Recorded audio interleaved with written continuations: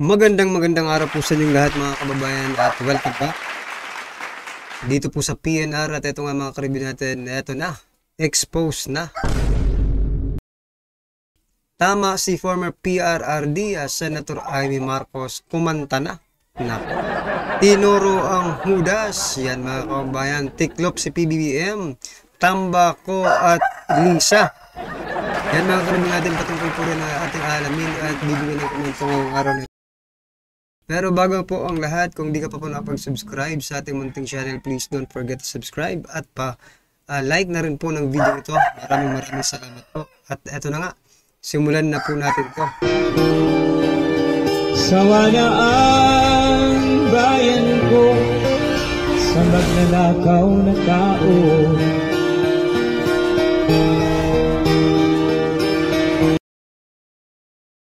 Ito ang balita ngayon. Viral at pinag-uusapan ngayon sa mundo ng social media. Ang di umano'y balita. Si dating Pangulong Rodrigo Duterte hinimok po ang publiko na huwag na raw magbayad ng buwis kung hindi naman po kayang bigyang linaw ng gobyerno yung paggagamitan ng ating budget. Kung hindi kayang bigyang linaw ng administrasyon ng mga naging deliberasyon sa panukalang budget para sa taong 2025, sasabihan niya umano ang publiko na huwag na magbayad ng buwis. Ayon sa dating Pangulo, kung hindi ito kayang bigyan ng eksplanasyon ay sayang umano ang ibinabayad ng publiko, lalo kung hindi anya alam ng mga ito kung saan napupunta ang kanilang mga pera. Hindi rin. So yan mga kababayan, sang-ayon po ba kayo diyan po sa suggestion ng ating former president, no? Kasi tama rin naman, no? Kasi ang gobyerno dapat mga kababayan, transparent po yan sa atin. Kasi tayo po ang kanilang boss, no? Tayong lahat. Tayong mga Pilipino ang kanilang pinaglilingkuran. Hindi po yung mga sarili nila. Dapat po sila maging transparent. Pinaghirapan po yan ng taong bayan. Bawat sentimo ng mga ginagastos nila dito sa gobyerno, di ba? Pinaghirapan po yan. Dugo at pawis po yan ng bawat isang Pilipino, no? Na nagtatrabaho para makapagbayad ng buwis. Diba? Tapos ganun lang. Ganun nyo lang gagastusin. Na? Hindi nyo pa ipapaalam sa taong bayan kung saan nyo ginagastos. Dapat lang talaga na hindi na muna magbayad ng tax. Anya tama na iwan ng blanco ang ilang bahagi ng panukalang budget dahil hindi umano ito naayon sa batas ng bansa, lalo kung ito ay budget na aprobado ng pinakamataas na opisyal ng Pilipinas. Dagdag pa ni Duterte, maaari din anya itong pag-ugatan ng mga irregularidad, lalo kung maaari anyang pumili ang mga opisina ng halaga na gusto nila na maaari nilang dagdagan bilang reserba. They have to give us the explanation. Otherwise, sabihin ko sa mga Pilipino, huwag na kayo magbayad ng buwis ninyo. Ganun lang naman, pinagsasayang itong mga na to. Puro check-in na blanco, then they try to pass it as a law, and they are free to choose now the amount which they want to place. Hindi natin alam kung ano ang reserva nila, kung anong gusto nila ilagay, sobra doon sa pera natin. So yan mga kabayan, sobra na talaga, Sobra na talaga kayo.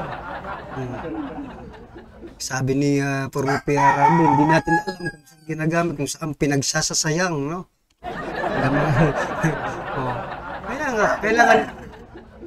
Kailangan po nila maging transparent sa atin. Hindi po pwedeng yung may mga blanco-blanco dyan, name your price ang tawagan dyan, di ba? Name your price, panyero. Hindi po pwedeng ganyan.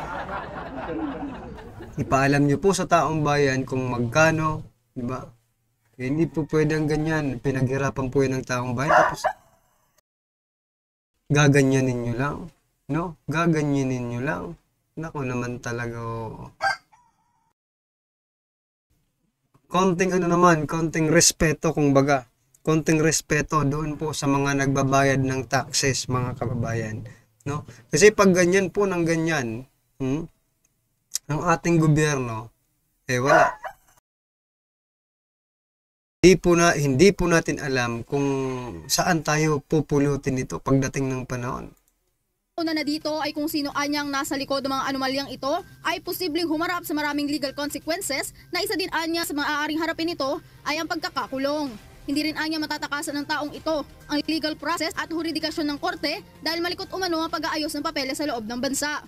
Huwag na din sana anya ito gawin pa, lalo na ng mga opisyal na may balak na maglagay ng reserba para sa panukalang pondo. Hindi talaga pwede. That's in plain, that's either somebody there is stupid or more stupid than the others. Huwag mong gawain yan because it carries with a lot of legal consequences. Isa dyan yung mapriso ka. And you cannot escape the rigors of scrutiny kasi dadaan ng maraming papel. Malikot ang papel sa gobyerno. So do not try to, for those enterprising or whatever you want, huwag mong gawain niya kasi talagang kung sa opisina kita, barilin kita. Totoo. So yan mga kabayan, no? Hyperbole po yung binitawan ni PRRD kung sa opisina kita, gurugurin kita, diba? Pero, you know what? Kung akong presidente, mga kabayan, for example, yan po ang sinabi ng dating presidente, tapos akong presidente ngayon, nakakahiya po. No? Nakakahiya. Bakit? Bakit ko nasabing nakakahiya? Kasi isa lang po ang ibig sabihin nun, mga kababayan. No? Pag-aralan mo yan, tingnan mo yan, may mali dyan, pakiayos naman. Diba? Kung hindi pa rin nagigets po ni PBBM ang ibig sabihin nito, no? Isa lang po, ayusin nyo po, magtrabaho kayo, busasiin nyo. Diba? Hindi yung ipinagtatanggol. Hindi yung ipinagtatanggol niya pa. He's lying. Sabi niya nga, ipinagtatanggol niya yung mga blank pages doon. Diba? Ibig sabihin, mga kabayan, alam niya. No? Alam niya. Kung akong presidente, magpapasalamat pa ako, no? Magpapasalamat pa ako dito kay former PRRD kasi, no, nag-effort sila na makita yung mga ganun na trabaho mo naman yan. Diba? Ito, former president, nag-effort yung team niya para busisiin yan. Diba? Which is na ikaw dapat ang gumawa. Ikaw dapat ang nagbusisi at ikaw dapat ang nagbulgar sa taong bayan. Diba? Kasi ikaw pong presidente, papalakpakan pa sana kita kung nagawa mo. Diba? Kung ikaw mismo. Sinabi mo, stay ka lang. Sinabi mo sa publiko. No? Yung mga sinabi dito ni former PRRD, ikaw dapat ang nagsasabi yan sa publiko dahil ikaw ang presidente. Tama ba mga kababayan? Kasi siya po, trabaho niya po yun, busisiin. Di ba? Sabi nga ni dating Pangulong Duterte, nung panahon niya pa, walang tulugan, talagang babasa-basa nila yan.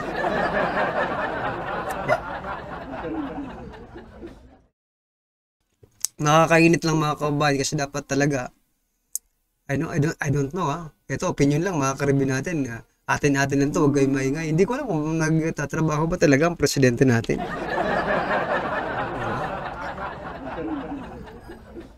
Para mabong pinahiya. Tinawag ni Pangulong Ferdinand Marcos Jr. si dating Pangulong Rodrigo Duterte bilang sinungaling. Kasunod yan ng mga naunang pagbabatikos ng huli sa pinirmahang 2025 General Appropriations Act. Una na kasing sinabi ni dating Pangulong Duterte na may mga blanco daw na nilalaman ng pambansang pondo ngayong taon. Bagay na hindi anya maaaring mangyari dahil mistulang binigyan lamang ng blank check ang mga opisyal ng bansa at sila na ang bahalang sumulat ng halaga na gusto nilang gamitin. So, dapat kasi mga kabayan, yung pag-take niya sa comment na yon ni former PRRD at saka ng mga kasamahan niya, constructive po, no? Dapat sinabi niyo, sige, titingnan natin, baka nakaligtaan lang, di ba? At mayroon tayong sisisihin kapag hindi yung dinipensahan nyo agad. Ibig sabihin, defensive kayo. There is something wrong, mga karabin natin. Defensive sila eh. Pero ayon naman kay Pangulong Bongbong Marcos, hindi ito pwedeng mangyari. Anya, alam ng dating Pangulo na hindi maaaring mapirmahan ang General Appropriations Act kung hindi nakalagay doon ang proyekto magagastos. Alam niyo, common knowledge na po yan, yung sinasabi ni former PRR, ni PBBM, na hindi pwedeng pirmahan. Malamang, di ba? Kahit ordinary Pilipino, alam yan, na hindi ka pipirma kapag walang nakasulat dyan. Kasi pag ginawa mo dyan, or may mga blanco dyan, di ba? Kahit nga mga, pag pinapupunta sa barangay, di ba? Or itong, for example na lang ha, meron kang kaibigan, talagang hindi nakapag-aral, di ba? Or something na nakapag-aral siya, nag-aalangan po yan, pumirma. Kapag hindi niya muna nalalaman, o saan ba ako pipirma dito, di ba? O ano ba ito? Tatanong-tanong muna. O, yan, what I'm trying to point out mga kabayan. Napaka-common na po ang reasoning dito ni PBBM na pakinggan natin ulit Opisyal ng bansa at sila na ang bahalang sumulat ng halaga na gusto nilang gamitin. Pero ayon naman kay Pangulong Bongbong Marcos, hindi ito pwedeng mangyari. Anya, alam ng dating Pangulo na hindi maaaring mapirmahan ang General Appropriations Act kung hindi nakalagay doon ang proyekto magagastos. Kung hindi nakalagay doon ang mga proyekto, nandun nga tayo. Di ba? Well, anyway mga kabayan, grabe talaga. Ang inaano ko lang dito, kasi common na yan di ba? Natural yan. That's why, yung nahanap po nila, yung mga blank na yan. Di ba? Yun ang hindi normal. Ay, nako. Projection ng pagkumpleto at iba pa. Hamon naman ng Pangulo sa publiko na busisiin na rin ang General Appropriations Act at ito po ay maaaring hanapin kung nasaan ang umano'y mga blankong pahina na binabatikos ng kampo ng dating Pangulo. Narito ang naging bahagi ng pahayag ni Pangulong Bongbong Marcos. Na magkaroon ng item ang GAA ng hindi nakalagay kung ano yung project at saka ano yung gastos, ano yung pondo. So, it's a lie. I was watching the news earlier today and people were saying it's 4,000 pages. Paano namin ibubusisiin yan? Ang gaganto, para titignan namin isa-isa. Hindi na lang. Meron namang kopya that's available on the website of BBM. Tignan ninyo, huwag na ninyong busisiin isa-isa. Hanapin nyo yung sinasabi nila na blank check. Tignan. Kung babalikan nga ay binatikos ni dating Pangulong Duterte ang anyay hindi rin ayos na pinag-aralan ng Kamara ang pondo ngayong taon. Ayon sa dating Pangulo, pagpasok pa lamang sa mababang kapulungan ay dapat na sanang naitamang mga ito at hindi na Ito lang ng mga kabayan, sa lahat po ng mga sinasabi ng ating Pangulo. Hindi ko alam kung, siguro may naniniwala pa rin na sa ating Pangulo, di ba? Pero most of the Filipinos, mga karibin natin, yung mga ordinaryong Pilipino, ay parang hindi na naniniwala sa mga sinasabi ng ating Pangulo. Gaya nga po nang sabi ko sa mga last vlogs natin, mga karibin natin, na sa dami-dami ng pinangako nyo, hindi nyo tinutupad. Tapos ang gusto nyo ngayon, paniwalaan ulit kayo ng taong bayan. No. Patunayan nyo muna na dapat kayong pagkatiwalaan. Diba? Bago ulit kayo, mangako ng mangako or magsalita ng kung ano-ano. Diba? Patunayan nyo muna na dapat kayong pagkatiwalaan. Dapat kaming makinig sa sinasabi ninyo. Diba? Dapat na yung paniwalaan ng mga sinasabi ninyo. Yun yung problema dito kay President Bongbong Marcos Jr. mga kababayan, sapagkat sa dami ng kanilang pinangako, no, sa taong bayan, sa mga ordinaryong Pilipino. Wala parang hindi ramdam. Kayo, ramdam nyo ba? Kung ramdam nyo, congratulations sa inyo. Pero kung hindi nyo naman ramdam, parehas po tayo. Ang umusad pa ng may mga blankong pahina. Marapat lamang dinanya na humingi ng paliwanag sa mababang kapulungan ng Kongreso kung bakit dumating ang budget sa kanilang opisina ng halos blanko dahil may kapangyarihan naman niya ang Kongreso na questionin at pagpaliwanagin ang bumuo ng naturang budget. Balikan natin ang naunaning pahayag dyan ni dating Pangulong Rodrigo Duterte.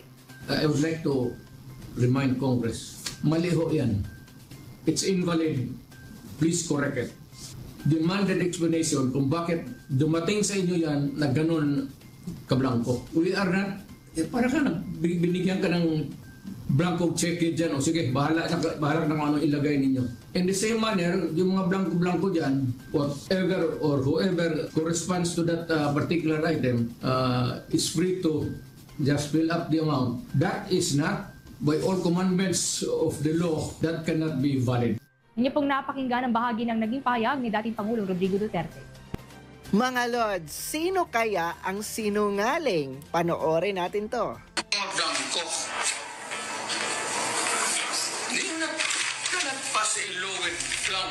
Tama. Sinisiguro ko sa taong bayan na hindi ako kailanman pumirma ng anumang papel hinggil sa budget ng 2025 o sa BICAM report na yan na nagsusulong na magbawas ng pera sa mga lehitimong proyekto. Paano ko naman pipirmahan ang blankong papel?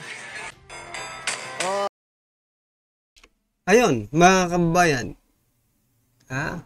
Nabigyan po tayo ng medyo magandang sagot. No? Yan. Blankong papel. Baka sabihin mo, sinungaling din yung atin mo.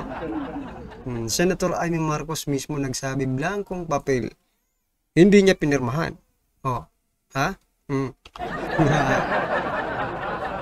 Wala na. Tapos na.